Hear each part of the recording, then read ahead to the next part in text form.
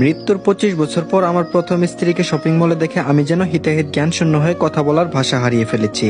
2 দিন হলো আমরা ইতালি থেকে দেশে ফিরেছি। আমার মেয়ে দিশাকে বিয়ে দেবো বলে আমার বোনের ছেলের সাথে পারিবারিক ভাবে বিয়েটা হবে, তাই আর্জেন্ট আমাদের দেশে আসতে হয়েছে এই বিয়েটার জন্য। না হলে এই 25 বছরে আমি একবারও বাংলাদেশের মাটিতে পা রাখিনি আমার প্রথম স্ত্রী মীরার মৃত্যুর পর। আজ আমার মেয়ে দিশার গায়ে হলুদ, তাই শপিং মলে আসছিলাম আমার দ্বিতীয় স্ত্রী মুহুয়াকে নিয়ে। আমরা শপিং শেষ করে বেরিয়ে আসার সময় এক মেয়েকে দেখে আমি থমকে দাঁড়াই। মেয়েটাকে দেখতে অনেকটা আমার প্রথম স্ত্রী মীরার মতো, দেখে মনে হচ্ছে এ যেন একদম মীরার প্রতিচ্ছবি। গল্পে শুনেছি এক চেহারার মতো দেখতে পুরো পৃথিবীতে 7 জন আছে, কিন্তু এতটা মিল কি করে থাকতে পারে? এটা কি আদৌ সম্ভব নাকি আমার মনের ভুল? এসব ভাবনা থেকে বের হওয়ার আগে আমি আবারও একবার চমকে উঠি মীরার মতো মেয়েটার পাশে স্বয়ং মীরাকে দেখে। এটা কি করে সম্ভব? 25 বছর আগে মরে যাওয়া মীরা কিভাবে জীবিত থাকতে পারে? আমার কোথাও ভুল হচ্ছে, এটা কিছুতেই মীরা হতে পারে না। এই মহিলা অন্য কেউ। মীরা যখন মারা যায় তখন আমার মেয়ে দিশার 1 বছর।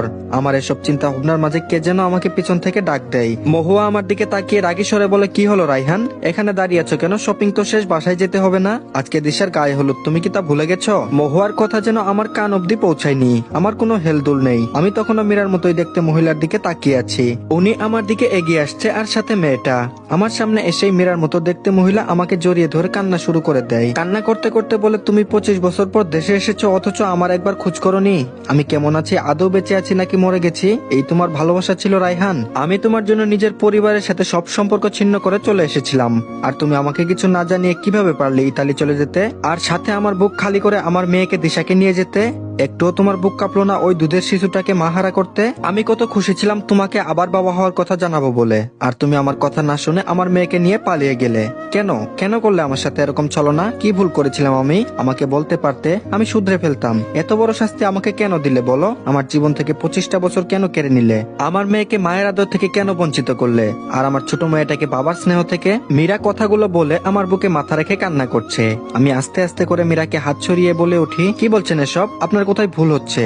আমার স্ত্রী মীরা তো 25 বছর আগেই মারা গেছে। আপনি কিভাবে মীরা হবেন? আর আমার মেয়ে দিশা তো আমার সাথেই আছে। আজকে আমার মেয়ে দিশার গায়ে হলুদ, তাই শপিং করতে এসেছিলাম আমি আর আমার স্ত্রী মুহুয়া। মুহুয়া বলল, দিশার আব্বু, উনি এইসব কি বলছেন? আপনি তো বলেছিলেন মীরার আম্মু 25 বছর আগেই মারা গেছে, তাহলে উনি কে? আমি বললাম, মুহুয়া, ওনার হয়তো কোথাও ভুল হচ্ছে। চলো এখানে আর এক মুহূর্তও নয়, সন্ধ্যা হয়ে যাচ্ছে। আজকে দিশার গায়ে হলুদ, তুমি কি ভুলে যাচ্ছ? আমরা না গেলে গায়ে হলুদ হবে কি করে? কথাগুলো বলে মুহুয়াকে নিয়ে বের হয়ে আসতে নিলেই মীরার সাথে থাকা মেয়েটির মুখে বাবা ডাক শুনে আমি পিছনে ফিরি। মেয়েটি এক দূরে এসে আমার বুকে ঝাঁপিয়ে পড়ে কান্না করতে করতে বলে, বাবা, আমাদের সাথে নিয়ে যাবেন না? এই 24 বছর বাবার আদর ছাড়া বড় হয়েছি, এখন আপনাকে চোখের সামনে পেয়ে হারাতে চাই না। আমি আস্তে করে হাত দিয়ে মেয়েটিকে আমার থেকে ছাড়িয়ে বলি, তোমাদের কোথাও ভুল হচ্ছে। আমার স্ত্রী তো 25 বছর আগেই মারা গেছে, তাহলে আমার স্ত্রী আর তার মেয়ে আসবে কোথাও?